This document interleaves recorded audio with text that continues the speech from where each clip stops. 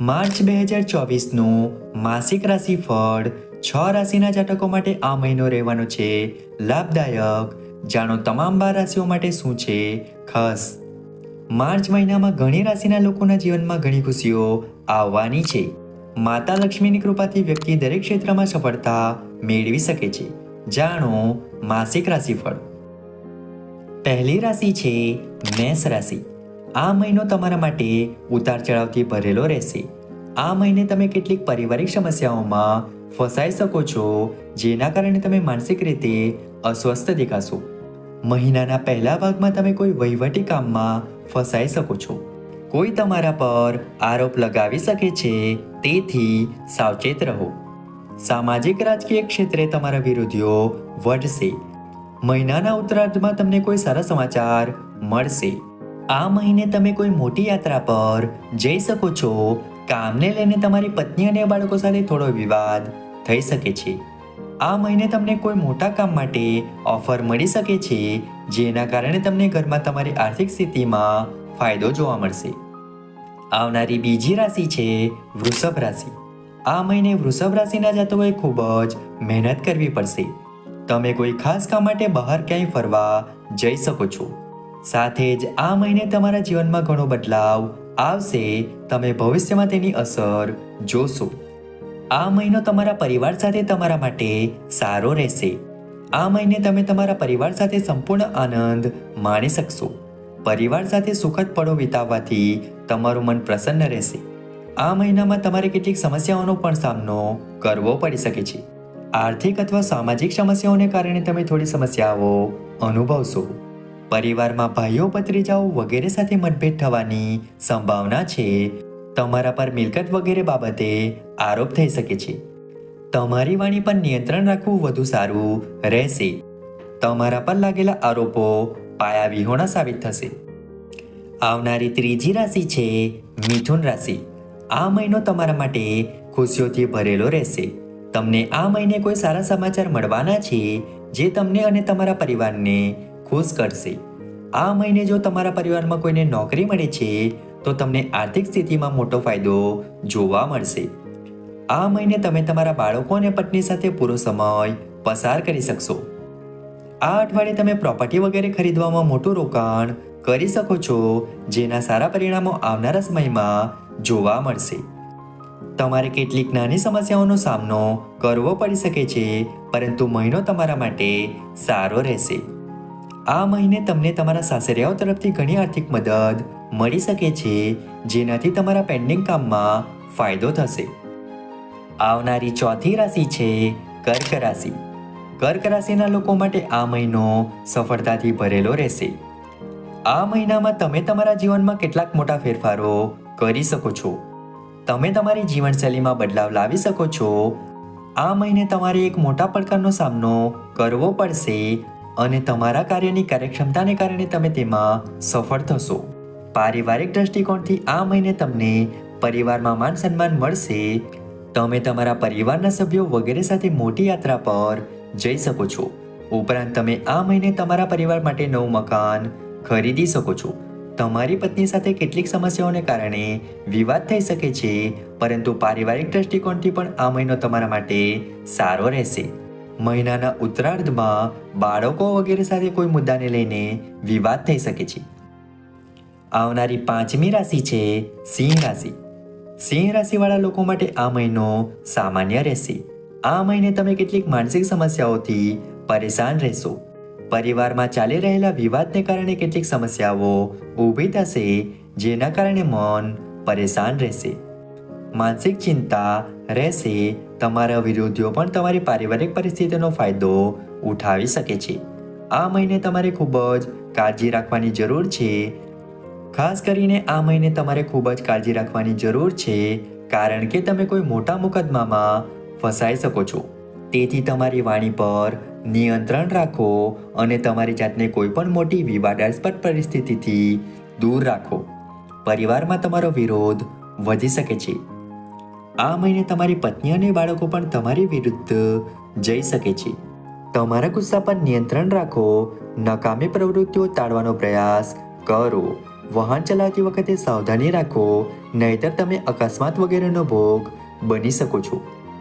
આવનારી છઠ્ઠી રાશિ છે કન્યા રાશિ. કન્યા રાશિના લોકો માટે આ મહિનો મુશ્કેલીઓથી ભરેલો હોઈ શકે છે. તમારે કેટલીક પારિવારિક સમસ્યાઓનો સામનો કરવો પડી શકે છે. તમારા પરિવારના સભ્યો મિલકતના વિવાદ વગેરેમાં તમારી વિરુદ્ધ જઈ શકે છે. સાથે જ બધા મળીને તમારી વિરુદ્ધ કોઈ મોટો નિર્ણય લઈ શકે છે, જેના કારણે તમને કેટલીક સમસ્યાઓ થશે. મહિનાના ઉત્તરાર્ધમાં વાતાવરણ તમારા પક્ષમાં રહેશે. આ મહિને પરિવારમાં કોઈ ખાસ વ્યક્તિના આગમનને કારણે તમને થોડી લાભદાયક સ્થિતિ જોવા મળી શકે છે. સામાજિક રાજકીય ક્ષેત્રમાં તમારા પ્રભાવને મર્યાદિત કરવાના પ્રયાસો થઈ શકે છે. આવનારી સાતમી રાશિ છે તુલા રાશિ.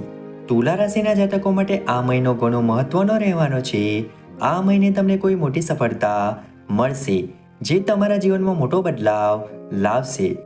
આ મહિને તમારે કાર્યસ્થળ પર પડકારનો સામનો કરવો પડશે. તમારા વિરોધીઓ તમારા માટે ઘણા પડકારો ઊભા કરી શકે છે, પરંતુ તમારી કાર્યક્ષમતાને કારણે તમે તેને સરળતાથી પાર કરી શકશો. આ મહિને પારિવારિક દ્રષ્ટિકોણથી પરિવારમાં જૂના મતભેદો દૂર થશે. તમને તમારી પૈતૃક સંપત્તિમાં તમારો અધિકાર મળી શકે છે, જેના કારણે તમે ખુશ દેખાશો. તમે આ મહિને તમારી પત્ની અને બાળકો માટે ભેટ, ઝવેરાત અને કપડાં ખરીદી શકો છો. સાથે જ ક્યાંય બહાર જવાનો પ્લાન પણ બનાવી શકો છો. કેટલીક બાબતોને લઈને તમારી પત્ની સાથે પરસ્પર મતભેદ વધી શકે છે. તમારી વાણી પર નિયંત્રણ રાખો. વાહન વગેરે ચલાવતી વખતે સાવધાની રાખો. આવનારી આઠમી રાશિ છે વૃશ્ચિક રાશિ. વૃશ્ચિક રાશિના લોકો માટે આ મહિનો સારો રહેવાનો છે. તમે તમારા પરિવાર સાથે કોઈ ધાર્મિક યાત્રા પર લોંગ ડ્રાઈવ પર જઈ શકો છો. આ મહિનો તમારા સાથે તમારા પરિવાર માટે પણ સારો રહેશે. કેટલાક જૂના વિવાદોનો અંત આવશે. તમને પરિવારમાં સકારાત્મક વાતાવરણ પણ જોવા મળશે. મહિનાની શરૂઆતમાં તમને કોઈ પ્રિય વ્યક્તિ વિશે દુઃખદ સમાચાર મળી શકે છે, જેના કારણે તમે થોડા દિવસો માટે હતાશ રહેશો. આ મહિને પરિવારમાં કેટલાક શુભ કાર્યોનું પણ આયોજન થઈ શકે છે, જેમાં પરિવારના તમામ સભ્યો સાથે મળીને ભાગ લેશે.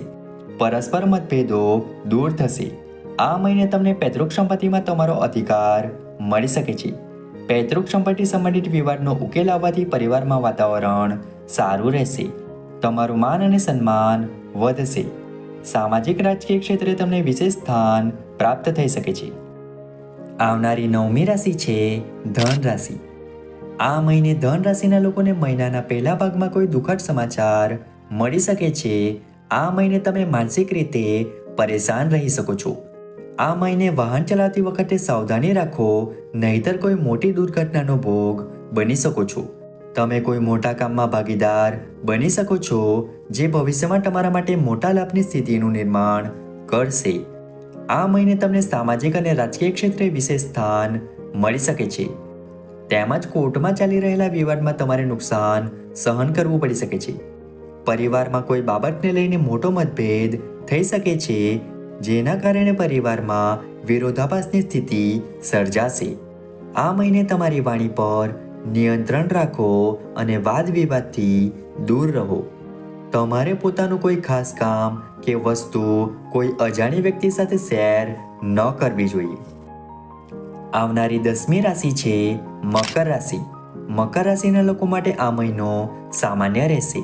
આ મહિને તમારે સામાજિક ક્ષેત્રે કેટલીક સમસ્યાઓનો સામનો કરવો પડી શકે છે. પારિવારિક ક્ષેત્રમાં તમારો વિરોધ વધી શકે છે.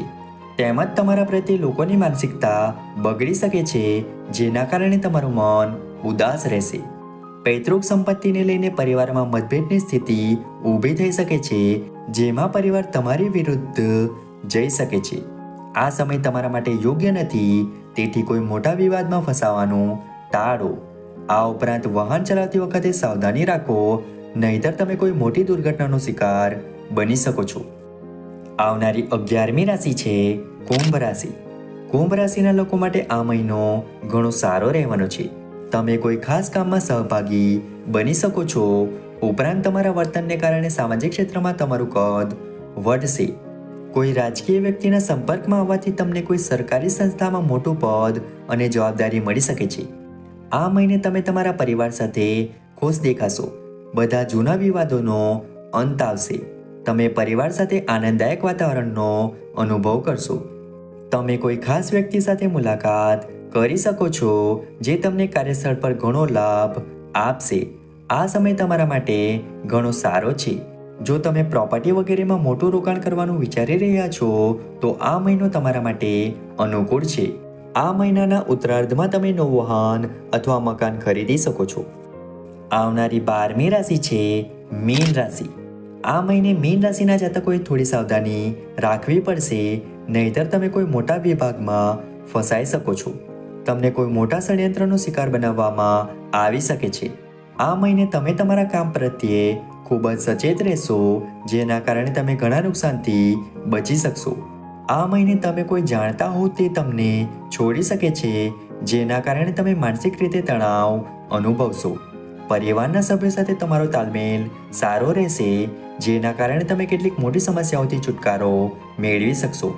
તમે તમારી પત્ની અને બાળકો સાથે ખરીદી કરવા જઈ શકો છો અને રજાઓમાં બાળકો સાથે ક્યાંય ફરવા જવાનો પ્લાન પણ બનાવી શકો છો.